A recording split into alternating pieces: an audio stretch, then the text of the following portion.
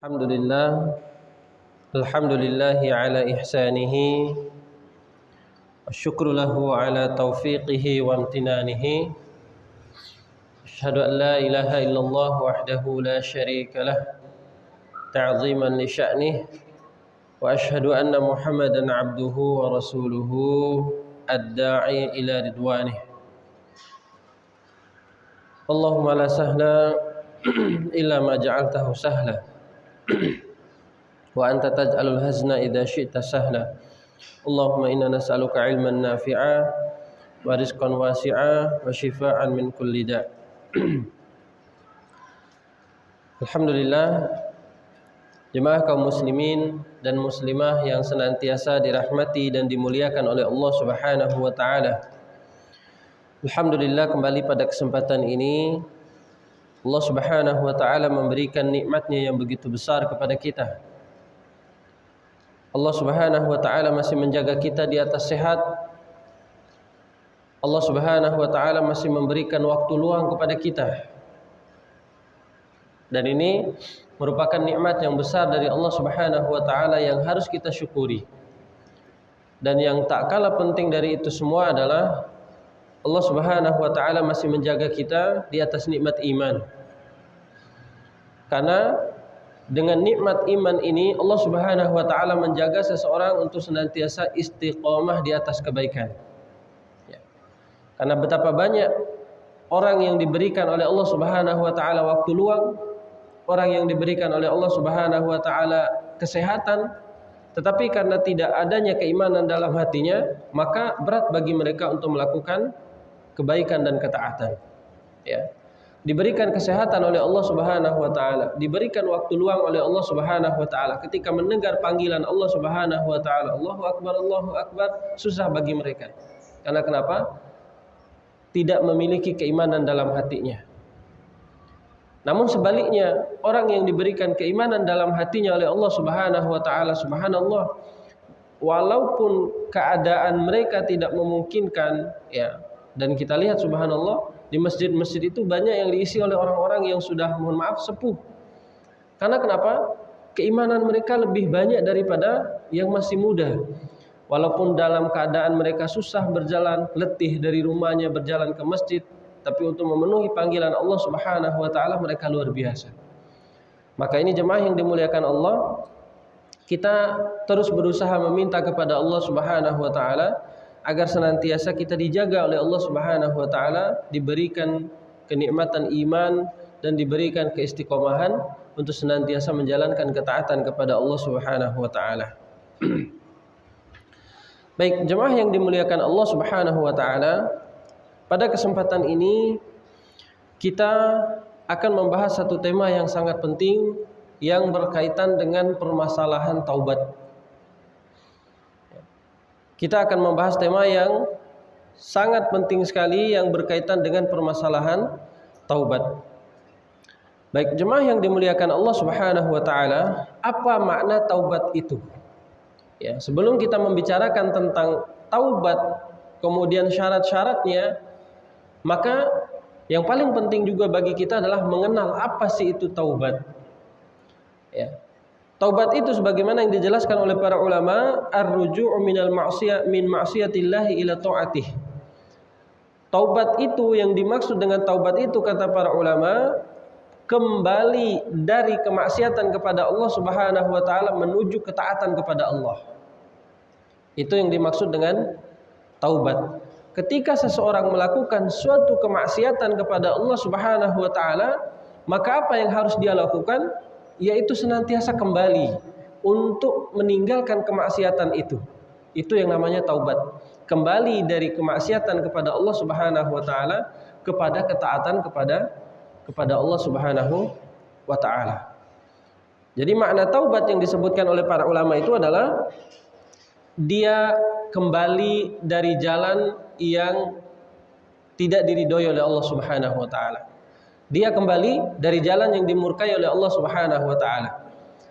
Mungkin bisa diistilahkan, kalau kita jalan di suatu tempat, jalan yang lurus, kemudian dia tiba-tiba tersesat, maka yang harus dia lakukan adalah kembali kepada jalan yang lurus tersebut. Begitu juga dengan Allah Subhanahu wa taala telah menetapkan aturan-aturannya, larangan-larangannya, maka kalau dia melenceng keluar dari apa yang Allah Subhanahu wa taala tetapkan, maka yang harus dia lakukan apa? Kembali melakukan ketaatan tersebut.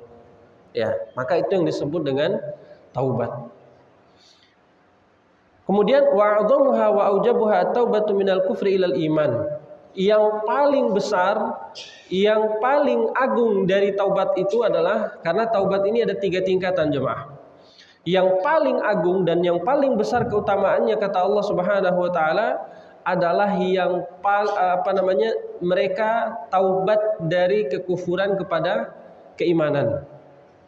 Orang yang tadi dalam keadaan kafir, kemudian mereka taubat dari kekufurannya itu kepada iman, mereka ini tingkatan yang lebih tinggi daripada yang lainnya. Karena jemaah yang dimuliakan Allah tidak mudah keluar daripada kekufuran itu.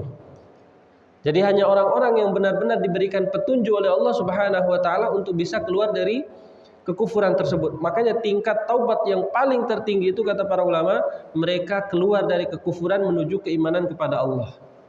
Keluar dari kekufurannya kemudian masuk ke dalam Islam. Ini adalah tingkatan yang paling tinggi dan diberikan keutamaan yang luar biasa oleh Allah.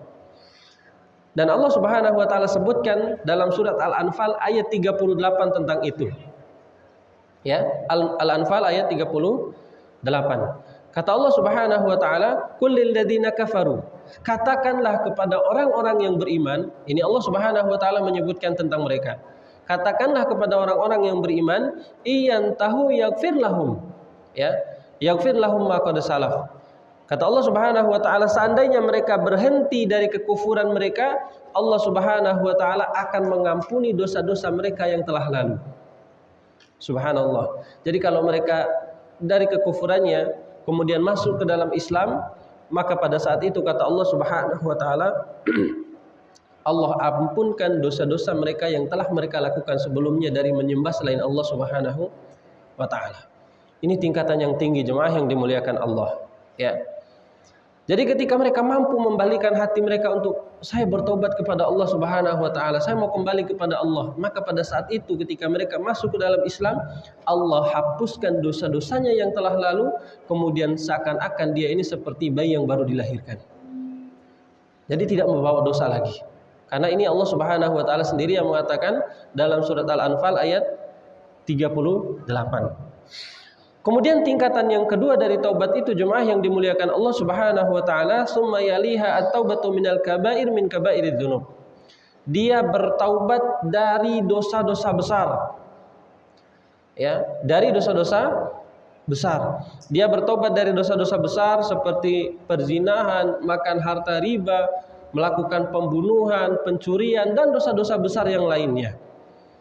Kemudian yang ketiga, tingkatan daripada taubat itu disebutkan oleh para ulama adalah at-taubatu min shagha'iridz dzunub. Dia bertaubat daripada dosa-dosa kecil. Dan ini semua harus dilakukan oleh seorang hamba. Makanya kata para ulama, awal wajibu 'alal mar'i ayyatuba ila Allah Subhanahu wa ta'ala min kulli dzamb. Dan yang wajibnya bagi seorang hamba itu kata para ulama, mereka senantiasa bertaubat kepada Allah Subhanahu wa ta'ala dari setiap dosa. Jadi tidak hanya bertobat itu dari dosa-dosa besar, tidak. Jadi tidak hanya bertobat itu dari dosa-dosa kecil, tidak. Tapi semua yang berpotensi mendatangkan dosa kita wajib bertobat kepada Allah Subhanahu wa ta'ala. Ya. Kemudian kita akan bahas syarat taubatnya seseorang itu disebutkan oleh para ulama ada 3. Syarat diterimanya taubat seseorang hamba kepada Allah Subhanahu wa taala ada 3. Jika salah satu dari 3 syarat ini mereka tidak menyempurnakannya, maka taubatnya tidak dianggap oleh Allah Subhanahu wa taala. Kemudian dari 3 ini juga ditambah oleh para ulama ada 2. Untuk melengkapi yang 3 ini, asalnya syarat taubat itu sudah cukup dengan 3. Tetapi untuk melengkapi lagi yang 3 ini maka ditambah 2 sehingga nanti kesempurnaannya menjadi lebih baik. Tambahan yang pertama adalah untuk orang yang senantiasa bertobat kepada Allah Subhanahu wa taala, syarat yang pertama al-ikhlasu lillah. dia senantiasa mengikhlaskan niatnya hanya kepada Allah Subhanahu wa taala untuk bertaubat, ya. Bi ayyakunu qasdi al-insan bi taubati wajhillahi azza wa jalla. Maka yang harus dia niatkan dari taubatnya itu adalah mengharapkan atau kembali kepada Allah Subhanahu wa taala, bukan karena harapan yang lain, bukan karena ingin dianggap dia ini menjadi orang yang soleh, bukan untuk mengharapkan posisi dan kedudukan, karena ada sebagian orang yang taubatnya itu supaya dia diberikan posisi dan kedudukan, ya. Kemudian atau karena suatu tujuan yang lain. Misalnya ada seorang laki-laki yang ingin menikahi seorang wanita, dan wanita ini mempersyaratkan kamu harus taubat dulu. Akhirnya dia taubatnya bukan karena Allah, melainkan karena apa? Ingin mendapatkan tujuannya dia tadi, yaitu menikahi wanita tersebut. Ya, maka jemaah yang dimuliakan Allah Subhanahu wa taala, yang harus dia lakukan yang pertama kali adalah senantiasa mengikhlaskan niatnya kepada Allah Subhanahu wa taala. Bukan karena tujuan yang lain, benar-benar karena Allah Subhanahu wa taala. Kemudian syarat yang kedua adalah an-nadmu ala fi'li minal ma'asi, ya. Senantiasa dia menyesali. Ini syarat yang kedua. Yang harus dia lakukan ketika dia hendak bertobat kepada Allah Subhanahu wa taala, dia harus menyesali daripada perbuatan-perbuatan yang dilakukan. Harus ada rasa penyesalan, ya. Kemudian li'anna syu'urul insan bin nadam huwa alladhi yadullu ala sidqi fit taubah. Karena perasaan menyesalnya seorang hamba dalam bertaubatnya itu menunjukkan bahwasanya dia senantiasa jujur dalam taubatnya. Jadi rasa menyesal dia ketika melakukan suatu perbuatan tersebut dan dia ingin bertobat kepada Allah Subhanahu wa taala, rasa penyesalan itulah yang menjadi tanda bahwasanya dia itu jujur dalam melakukan taubat kepada Allah Subhanahu wa taala. Jadi ada penyesalan, ya Allah, kenapa saya begini dulu?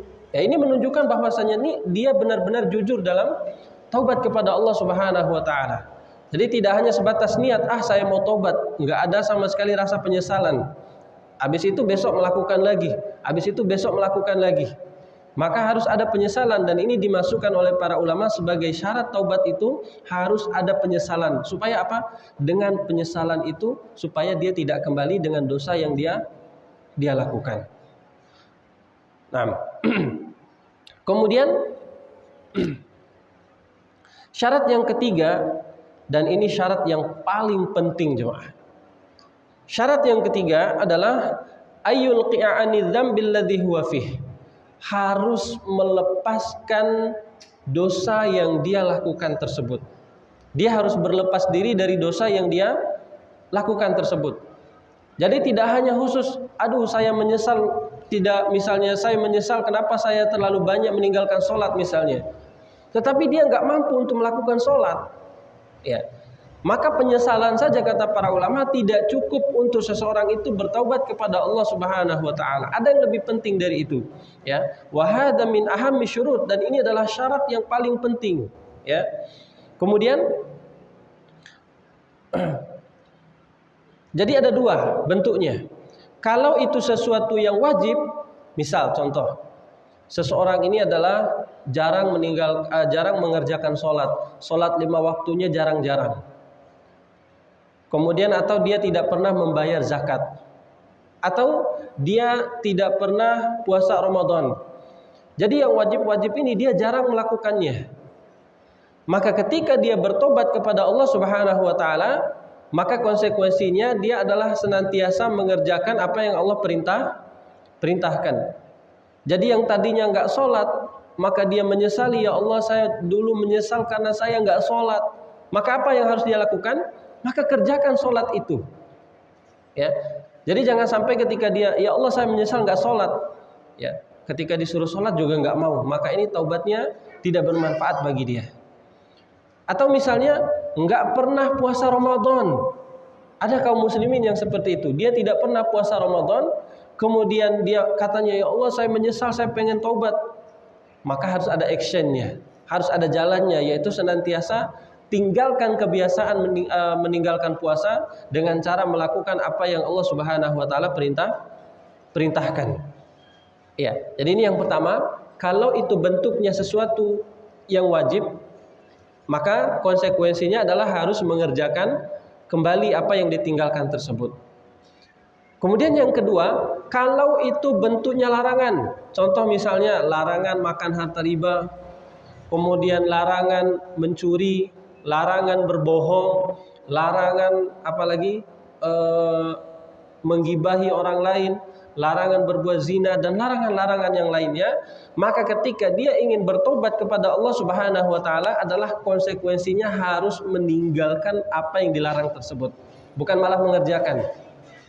Ketika dia misalnya saya pengen bertobat dari makan harta riba misalnya. Dia mau bertobat, udah menyesal, ya Allah saya menyesal memakan harta riba. Tetapi penyesalan dia itu untuk meninggalkan kemaksiatan yang dia lakukan dia belum mampu.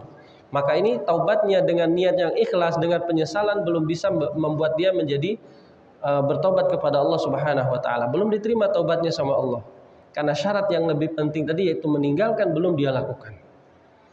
Jadi konsekuensi seorang bertobat kepada Allah Subhanahu wa taala tersebut, maka dia harus senantiasa mengerjakan. Kalau itu yang wajib-wajib, maka dia harus mengerjakan lagi. Ya. Kalau itu bentuknya yang larangan Allah Subhanahu wa taala, maka dia harus meninggalkannya. Ya.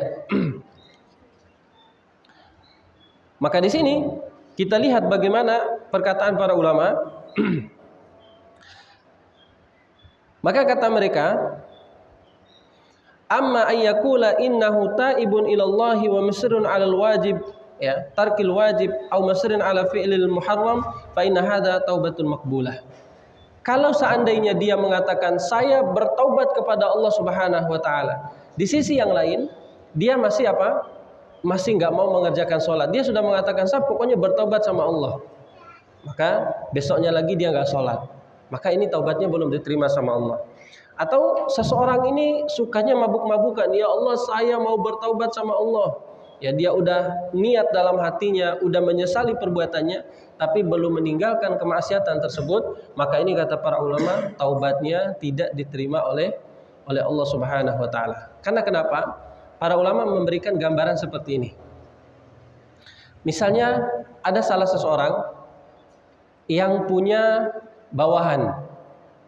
Anggap saja dia ini sedang kerja di kantor. Si bawahan ini dia sering mencuri di kantornya dan ketahuan sama atasannya. Lalu besoknya dia minta maaf, Pak saya maaf karena saya sudah mencuri. Dimaafkanlah hari ini.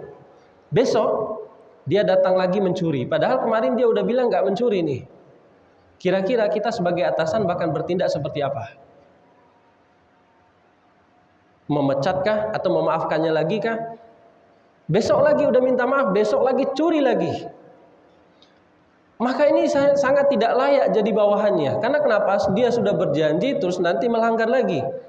Maka kata para ulama sama juga dengan taubat. Dia hari ini dia mengatakan saya bertobat kepada Allah. Namun dia meninggalkan mengerjakan kemaksiatan, masih berzina, masih memakan harta riba, ya. Besoknya lagi dia menyesali lagi, ya Allah saya menyesal, melakukan lagi hal yang sama. Ya. Maka ini sangat tidak pantas bagi Allah Subhanahu wa taala untuk dipermainkan seperti itu. Ya. Jadi kalau ada kesengajaan bagi dia untuk selalu melakukan kemaksiatan tersebut, maka ini tidak termasuk orang-orang yang taubatnya jujur kepada Allah Subhanahu wa taala. Maka ini dibutuhkan yang pertama ikhlasnya niat tadi, bukan karena embel-embel apa-apa, tapi benar-benar niat ikhlas karena Allah untuk meninggalkan kemaksiatan tersebut. Kemudian yang kedua menyesali supaya ada keseriusan dalam hatinya. Dan kemudian yang ketiga itu jemaah yang dimuliakan Allah Subhanahu wa taala, dia harus meninggalkan. Kalau itu bentuknya kemaksiatan dia harus meninggalkan 100%. Ya. Dia harus meninggalkan totalitas dalam meninggalkan kemaksiatan. Namanya kita bertobat kepada Allah. Allah yang nanti akan menjaminkan kita rezeki kalau kita tidak mendapati rezeki dari jalan yang sama. Contoh misalnya, kita berusaha untuk meninggalkan perkara riba. Ya Allah, saya bertaubat kepada Allah, kemudian besoknya enggak mau makan harta riba lagi. Totalitas dia dalam meninggalkan. Maka Allah Subhanahu wa taala yang akan menjamin rezeki kita, jemaah yang dimuliakan Allah.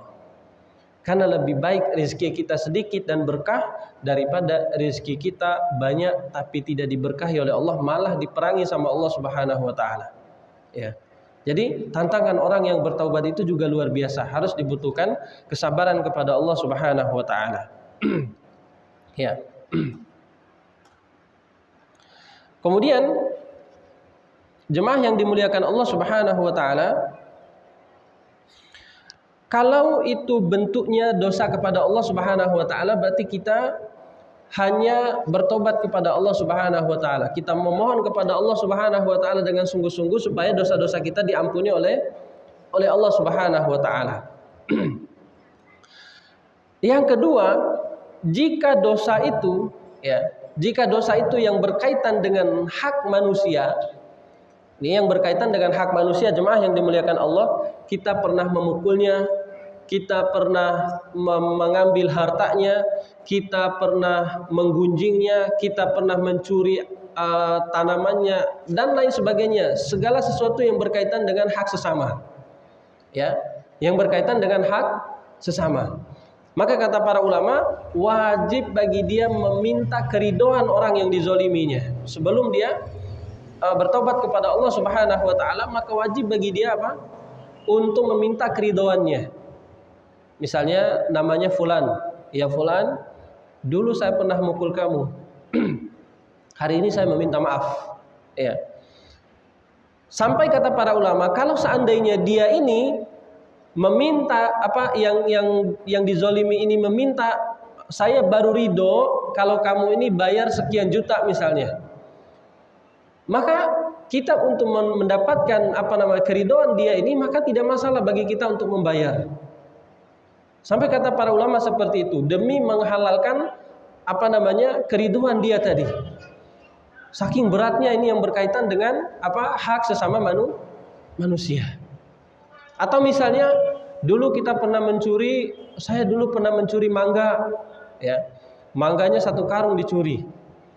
Maka dia datang kepada orangnya, Pak, saya minta keridhaannya, berapa saya harus bayar. Kalau orangnya memaafkan, alhamdulillah, kita selamat nanti di akhirat. Tetapi yang harus diingat jemaah yang dimuliakan Allah Subhanahu wa taala, karena kezaliman kita terhadap seseorang itu, kemudian dia tidak memaafkan kita dan kita sudah meninggal, subhanallah, itu nanti tanggung jawabnya di akhirat itu sangat berat.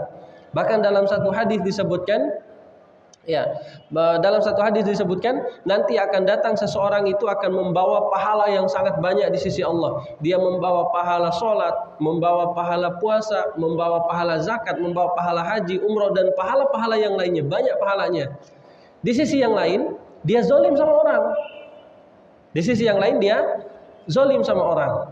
Dia sudah membawa pahala yang banyak, tapi dia masih mempunyai kezaliman kepada seseorang.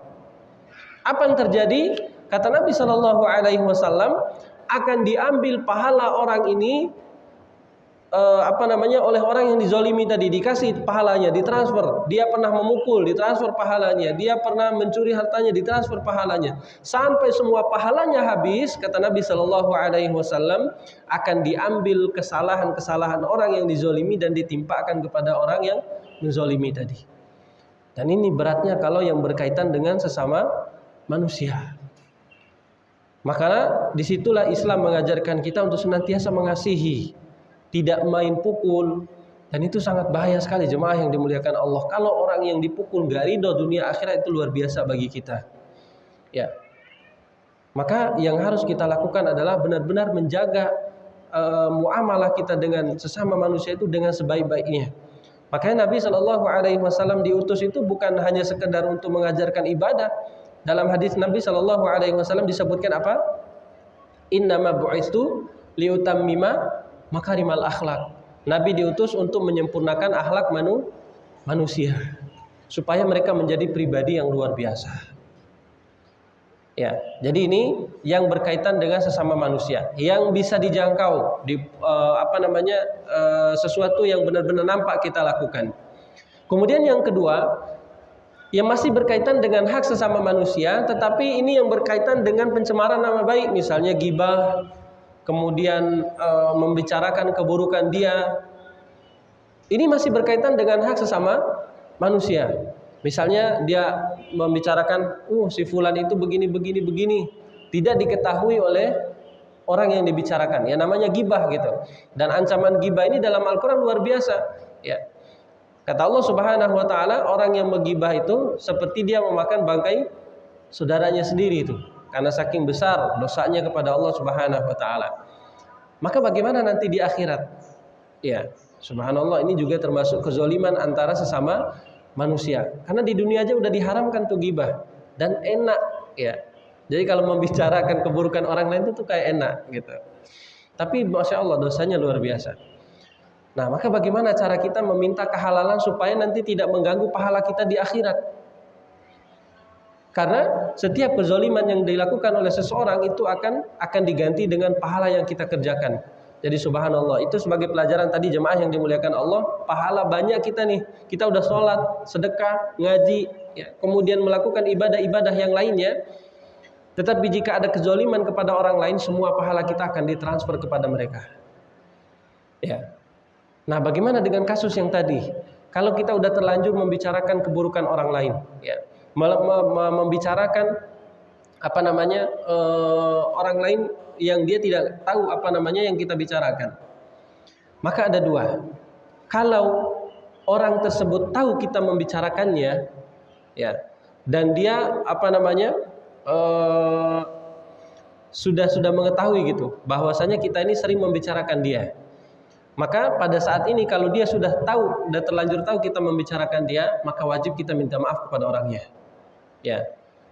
Misalnya antara tetangga. Si tetangga satu dibicarakan terus setiap hari ini. Sampai akhirnya dia kasih tahu, "Tolong jangan bicarakan saya sudah sering mendengar kalian membicarakan saya," misal. Maka wajib bagi tetangganya tadi yang membicarakan dia meminta maaf kepada dia, minta dihalalkan, minta keridoannya, "Tolong maafkan kami tidak akan mengulangi lagi." Baru nanti bertobat kepada Allah Subhanahu wa taala dengan syarat yang tadi kita sebutkan. Dia harus ikhlas kepada Allah, menyesal dengan perbuatannya, meninggalkan apa yang dikerjakan tadi. Berarti nanti besok-besok enggak usah gibah lagi karena tadi sudah minta maaf kepada orangnya. Kalau dia maafkan, alhamdulillah sudah halal bagi kita. Dan masalahnya kalau orang itu enggak tahu gimana? Kadang yang dibicarakan itu enggak selalu tahu kan? Yang dibicarakan itu kadang tidak tahu, bahkan nggak tahu sama sekali apa yang menjadi bahan gibahannya. Jadi digibah terus.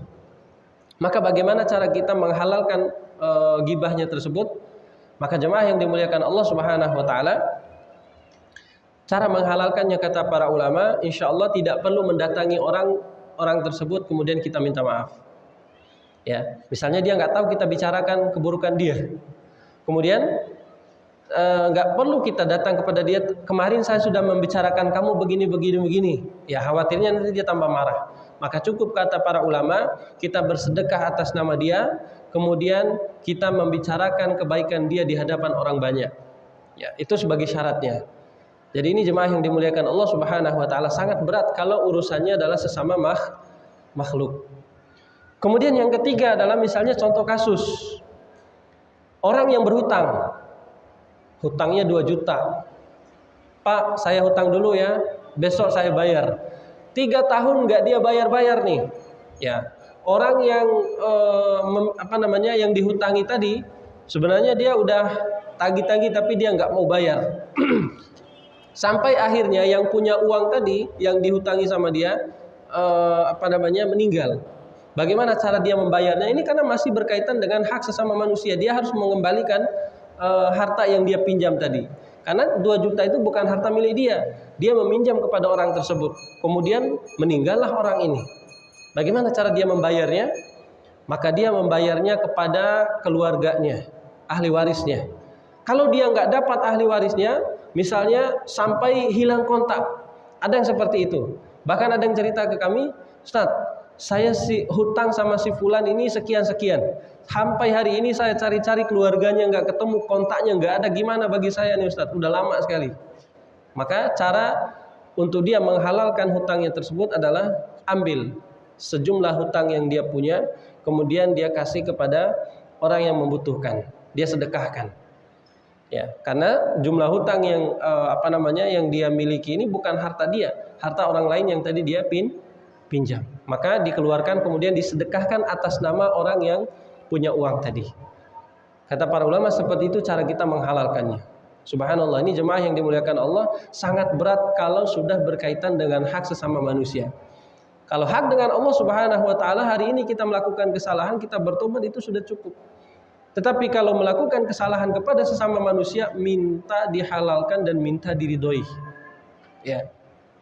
Maka ini jemaah yang dimuliakan Allah Subhanahu wa taala, jika dosa itu yang berkaitan dengan sesama manusia. Kemudian jemaah yang dimuliakan Allah Subhanahu wa taala, larangan yang berkaitan dengan masalah tobat ini juga tidak boleh menceritakan keburukan yang dilakukan. Misalnya, kemarin saya sudah berzina, kemarin saya sudah minum minuman keras, kemarin saya sudah melakukan A, B, C, D. Dia menceritakan kepada orang lain. Maka tidak boleh bagi dia untuk menceritakan kasus-kasus keburukannya tersebut. Karena kata Nabi SAW dalam hadis yang sahih, dalam hadis riwayat Imam Bukhari dan Imam Muslim, kata Nabi, kullu ummati mu'afa illa al-mujahirin. Kata Nabi SAW, semua umatku itu nanti akan dimaafkan kecuali orang yang terang-terangan. Ya, jadi orang yang terang-terangan dalam mengumumkan kemaksiatannya. Saya hari ini mau bertaubat nih karena kemarin saya sudah misalnya melakukan perzinahan. Nggak usah diumumkan dia melakukan zina. Ya. Atau misalnya dia cerita ke temannya, hari ini saya mau bertaubat karena kemarin saya merampok misalnya. Nggak usah diceritakan merampoknya.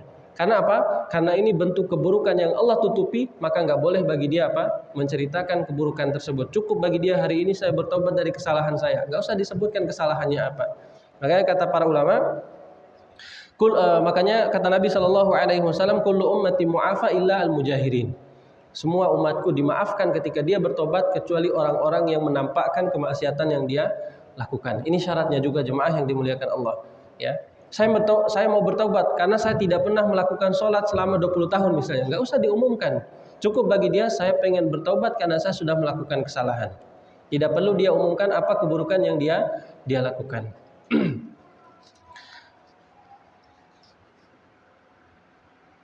Kecuali ada pengecualiannya. Ya. Kecuali orang yang ingin mendapatkan had. Apa itu had? Menegakkan hukum Allah Subhanahu wa taala. Contoh misalnya, ada seorang wanita yang datang kepada Nabi sallallahu alaihi wasallam. Wanita ini dia telah melakukan hubungan di luar nikah. Ya, atau yang sering disebut dengan perzinahan. Dia datang kepada Nabi sallallahu alaihi wasallam, "Wahai Rasulullah, rajam saya." Kenapa kata Rasul? Saya telah melakukan perzinahan. Pertama Nabi SAW menolak karena nggak ada saksi. Jadi seorang Muslim kan harus menegakkan saksi minimal 4 orang. Ya. Kemudian dan saksi ini juga harus benar-benar melihat apa yang mereka lakukan, bukan hanya katanya gitu. Dan Nabi nggak mau menerima kesaksiannya. Saya sudah melakukan perzinahan. Dan ini dia umumkan, wahai Rasulullah, rajam saya. Kemudian kata Nabi SAW, enggak, karena saya nggak punya saksi. Kemudian kata Nabi SAW, kemudian kata wanita ini, benar wahai Rasulullah, saya sudah melakukannya. Ya, saya ingin menggugurkan dosa-dosa yang saya lakukan dengan cara menegakkan hukum Allah Subhanahu wa taala. Nah, dalam kasus seperti ini, maka boleh bagi dia untuk mendatangi pemimpin kemudian dilakukan had, menegakkan hukum Allah. Atau misalnya saya sudah membunuh orang, ini kan namanya menceritakan, saya sudah membunuh orang, tolong kisah saya misalnya. Enggak masalah hal seperti ini.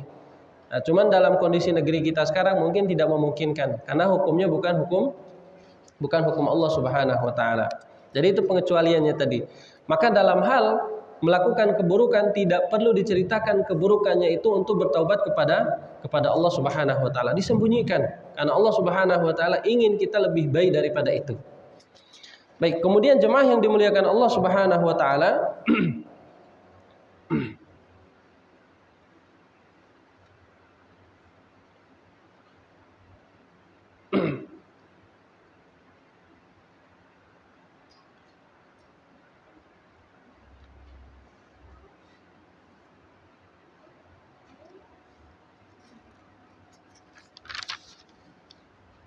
baik, kemudian jemaah yang dimuliakan Allah Subhanahu wa taala, tadi syarat yang keberapa? Keempat. Ketiga.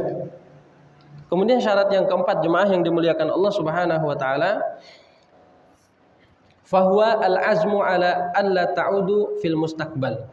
Ini syarat yang keempat adalah memiliki niat yang kuat untuk tidak melakukannya di masa depan. Kalau tadi yang syarat yang kedua itu dia memiliki penyesalan, syarat yang ketiga itu dia meninggalkan kemaksiatan tersebut, kemudian syarat yang keempat harus benar-benar dia mengazamkan pada dirinya. Dia harus berjanji pada dirinya sendiri untuk tidak melakukan perbuatan tersebut di masa depan. Ini juga sebagai syarat bahwasanya dia ini jujur dalam melakukan taubat kepada Allah Subhanahu wa taala. Ya, bi annaka lan ta'uda ila hadhil amal fil mustaqbal, bahwasanya kita enggak akan pernah melakukan amalan ini lagi di waktu yang akan datang. Ya. Fa in kunta tanwi an ta'uda ilaihi indama tasmah lakal fursa fa innaka taubata fa inna at-taubata la tasih. Kata para ulama, kalau seandainya dia niatkan bahwasanya suatu saat nanti akan kembali kalau keadaannya sudah memungkinkan, itu taubatnya nggak dianggap sama Allah Subhanahu wa taala. Salah satu contohnya misalnya begini. Ada seorang laki-laki yang biasa minum minuman keras. Dan dia diberikan oleh Allah Subhanahu wa taala harta yang cukup lah gitu, seperti itu. Kemudian setiap hari kebiasaannya dia ini adalah minum minuman yang keras, sedangkan dalam Al-Qur'an Allah Subhanahu wa taala telah mengharamkan untuk seseorang itu meminum minuman yang memabukkan. Dia biasakan, kemudian suatu saat Allah Subhanahu wa taala uji nih, hartanya habis. Akhirnya dia menyangka bahwasanya ini adalah teguran dari Allah supaya dia ini bisa bertaubat kepada Allah Subhanahu wa taala. Kemudian sedalam berjalannya waktu setelah dia bertaubat kepada Allah Subhanahu wa taala, tiba-tiba Allah Subhanahu wa taala kasih lagi dia harta. Lalu dia berniat, saya akan melakukan hal itu lagi.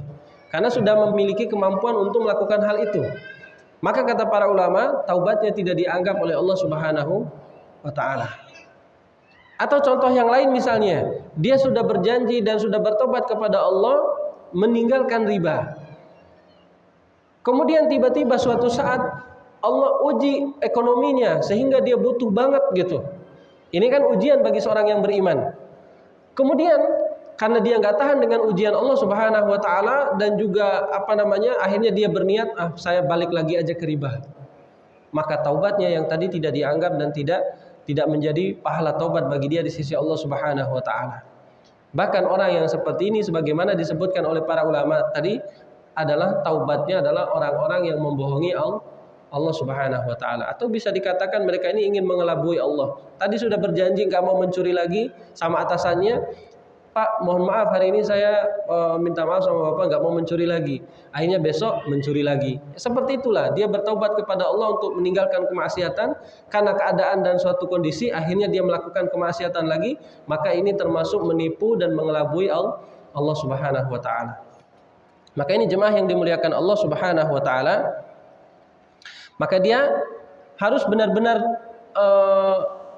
memberikan keinginan yang kuat untuk meninggalkan kemaksiatan tersebut. Kemudian syarat yang kelima jemaah yang dimuliakan Allah, dan ini juga syarat yang sangat penting untuk diperhatikan, yaitu antakuna fi zamani takbalu fihi at-taubah. Harus taubat pada waktunya. Kapan waktunya? Semakin cepat dia bertaubat kepada Allah Subhanahu wa taala, maka semakin bagus dia dalam mendapatkan pahala-pahala yang Allah Subhanahu wa taala janjikan. Kapan waktunya? Yang pertama, ada waktu khusus. Waktu khusus itu adalah kematian. Setiap kita pasti memiliki batas dan waktu tertentu dalam hidup ini. Maka semakin cepat dia bertaubat kepada Allah Subhanahu wa taala, maka dia akan semakin mendapatkan pahala yang luar biasa. Seperti tadi yang kita sebutkan, kalau dia mendapatkan masalah dengan sesama makhluk, maka dia minta maaf dulu kepada makhluk yang dizoliminya. Karena kalau tidak, ketika dia mati membawa kezoliman ini, subhanallah, betapa beratnya nanti hisab kita di hadapan Allah. Semua pahala yang kita kerjakan di dunia akan diberikan kepada orang yang dizolimi sebagaimana besar kezoliman kita di dunia. Ya. Maka sebelum kita dipanggil oleh Allah Subhanahu wa taala, jemaah yang dimuliakan Allah, kita selesaikan dulu urusan kita di dunia. Ya, jangan menunggu besok saya mau bertobat. Kalau besok enggak nyampe waktu kita, Pada saat kita bilang, besok saya mau bertaubat, tiba-tiba Allah Subhanahu wa taala memanggil kita pada saat itu, apa yang nanti akan kita katakan kepada Allah? Misalnya salah seorang laki-laki mengatakan dia saat ini sedang melakukan keburukan, nggak pernah melakukan sholat. Besok aja saya bertobat, besok saya mau sholat. Tiba-tiba sebelum dia bertobat dia meninggal. Apa yang akan dia katakan di hadapan Allah? Maka semakin cepat jemaah yang dimuliakan Allah, karena taubat ini nggak menunggu waktu. Harus dia segerakan taubat itu. Makanya Allah Subhanahu wa taala menyebutkan dalam surat At-Tahrim ayat ke-8, ya ayyuhalladzina amanu tubu ilallahi taubatan nasuha. Hai orang-orang yang beriman, taubatlah kepada Allah Subhanahu wa taala dengan taubatan yang nasuha. Apa itu taubatan yang nasuha? Mengumpulkan 5 syarat tadi. Ya. Kemudian Allah melanjutkan, asa rabbukum ayyukaffiru ankum sayyi'atikum. Dengan taubat yang kalian lakukan, Allah menghapus dosa-dosa kalian. Maka itu hikmahnya kenapa kita harus segera bertaubat, karena semua dosa bisa jadi sebelum kita meninggal dunia, kemudian kita bertaubat kepada Allah Subhanahu wa taala, maka dosa-dosa yang tadinya kita sudah dihapus oleh Allah Subhanahu wa taala. Itu hikmahnya kenapa kita harus segera untuk bertaubat kepada Allah. Jangan nunggu, sebab kalau kita nunggu dan belum bertaubat, kita akan mati dalam membawa dosa-dosa tersebut. Ya. Kemudian yang kedua, waktu umum. Waktu umum itu kapan?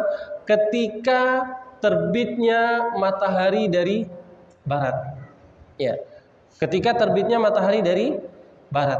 Dan ini waktu umum bagi seluruh kaum muslimin. Ketika matahari terbit dari barat, sudah tidak ada lagi kesempatan untuk bertaubat kepada Allah Subhanahu wa taala. Sudah tidak ada lagi sempat memaaf kepada sesama makhluk. Sudah tidak ada lagi sempat untuk kita memperbaiki diri. Maka selama kesempatan itu masih dibuka oleh Allah Subhanahu wa taala, maka pergunakan kesempatan itu dengan baik.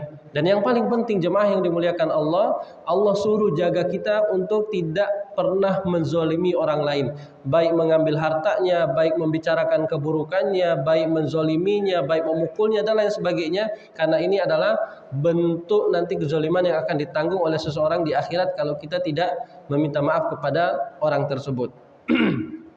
Nah, ini jemaah yang dimuliakan Allah Subhanahu wa taala. Syarat yang kelima adalah dia harus senantiasa melihat waktunya. Dan yang paling penting jemaah yang dimuliakan Allah Subhanahu wa taala, waktu tersebut, waktu yang paling khusus bagi kita adalah kematian. Jangan tunda untuk kita bertaubat. Kemudian misalnya ketika seseorang ingin bertaubat kepada Allah Subhanahu wa taala, apakah harus dengan salat taubat dan lain sebagainya? Maka tidak dipersyaratkan oleh para ulama. Kalau dia ingin melakukannya silahkan, saya ingin salat taubat, tapi yang harus dia lakukan adalah mengumpulkan 5 syarat ini. Ini yang paling penting. Karena kalau seseorang itu hanya dia salat hari ini salat taubat, kemudian enggak menggunakan 5 syarat ini, maka itu taubatnya tidak dianggap oleh Allah Subhanahu wa taala. Karena dia belum meninggalkan apa yang dia kerjakan tadi. Jadi yang paling penting bagi dia lakukan adalah mengumpulkan 5 syarat ini. Kalau sholat taubat itu dia hanya sekedar mendukung sebagai sunnahnya saja. Yang paling wajibnya adalah melakukan 5 syarat tadi. Maka jemaah yang dimuliakan Allah, sebagai dihitungnya syarat sah taubat kita yang sempurna ketika dia mampu mengumpulkan 5 syarat tadi. Nah, itu jemaah yang dimuliakan Allah Subhanahu wa taala. Apa syarat yang pertama tadi? Niat yang ikhlas kepada Allah Subhanahu wa taala. Kemudian yang kedua, menyesali, harus menyesali perbuatan tersebut supaya kita menjadi orang yang jujur dalam melakukan taubat. Kemudian yang ketiga, ini yang paling penting, tinggalkan dosa itu. Kalau bentuknya itu adalah kewajiban, maka kewajiban yang Allah perintahkan kita laksanakan. Misalnya nggak pernah melakukan sholat, maka jangan lagi meninggalkan sholat kalau kita sudah bertaubat. Ya. Kemudian yang keempat, berazam, harus memiliki pengakuan, ya, pengakuan pada diri sendiri atau janji kepada diri sendiri untuk tidak melakukan hal tersebut. Ya, sehingga nanti ketika suatu saat ada ujian yang Allah Subhanahu wa taala berikan, ada bentuk ujian yang Allah Subhanahu wa taala berikan kepada kita, kita tidak gampang lagi untuk jatuh ke dalam kemaksiatan yang sama. Karena ada orang seperti itu. Ketika dia sudah berjanji kepada Allah Subhanahu wa taala, kemudian dia berjanji sama dirinya sendiri, pokoknya saya enggak mau lagi melakukan hal tersebut. Giliran dia uji sama Allah Subhanahu wa taala, suatu saat dia enggak kuat. Maka dalam menjalankan agama ini dia harus dibutuhkan kesabaran. Dan syarat yang kelima itu taubat sebelum waktunya. Kapan waktunya? Ya harus segera sebelum kematian itu datang. Kemudian jemaah yang dimuliakan Allah Subhanahu wa taala, yang terakhir ini sebagai ya nasihat dari para ulama. Al-muhim anna kulla insanin yuridul falah. Yang paling penting adalah semua kita ini menginginkan kesuksesan dunia dan akhirat. Kita menginginkan bahwasanya kita ini termasuk orang yang diberikan oleh Allah Subhanahu wa taala keberuntungan baik di dunia dan di akhirat, ya. Lakin hasabil himmah. Akan tetapi keberuntungan itu sesuai dengan keinginan masing-masing. Al-mu'min yuridul falah fid dunya wal akhirah. Seorang mukmin itu menginginkan keberuntungan dunia dan akhirat. Maka bagaimana caranya? Maka kata para ulama, tidak ada caranya kecuali dia harus bertobat kepada Allah Subhanahu wa taala. Ketika dia menginginkan keberuntungan dunia dan akhirat, maka dia harus senantiasa bertobat kepada Allah Subhanahu wa taala. Dia harus senantiasa mendekatkan diri kepada Allah Subhanahu wa taala. Adapun orang-orang kafir, kata para ulama, wal kafiru la yu'minu billah, la yu'minu bil akhir. Bahwasanya orang-orang kafir itu dia tidak beriman kepada Allah, makanya dia hanya mengejar akhirat saja, tidak ada taubatnya kepada Allah. Dia hanya mengejar dunia saja, tidak ada taubatnya kepada Allah Subhanahu wa taala. Maka jangan pernah kita membandingkan diri kita dengan orang-orang kafir. Oh, dia enak ya hidupnya, padahal dia nggak pernah ibadah sama Allah. Ya gimana mau ibadah, orangnya kufur. Maka nggak usah bandingkan, ya. Karena Allah Subhanahu wa taala memberikan ujian kepada kita ini sebagai bentuk bahwasanya Allah Subhanahu wa taala ingin kita lulus dari ujian tersebut. Kemudian nanti ketika Allah Subhanahu wa taala memberikan kehususannya kepada kita, maka kita sudah bersabar, sudah menjalankan amal soleh sehingga kita dimasukkan oleh Allah Subhanahu wa taala ke dalam surganya. Baik, jemaah yang dimuliakan Allah Subhanahu wa taala, mungkin ini yang bisa kita sampaikan pada kesempatan ini tentang syarat-syarat taubat, ya, yang memang kalau kita ingin bertobat segera dan harus memenuhi 5 syarat ini. Kemudian dan yang terakhir jemaah yang dimuliakan Allah, taubat tadi yang kita sebutkan syarat-syaratnya ini adalah dikhususkan untuk dosa-dosa besar. Kepada orang yang kafir ketika dia ingin masuk Islam, kemudian orang-orang yang melakukan dosa-dosa besar. Apa itu dosa-dosa besar? Dosa yang Allah Subhanahu wa taala ancam tentang pelakunya ketika melakukan sesuatu perbuatan tersebut di dunia. Jadi ada ancaman Allah di akhirat kalau orang tersebut melakukannya di dunia.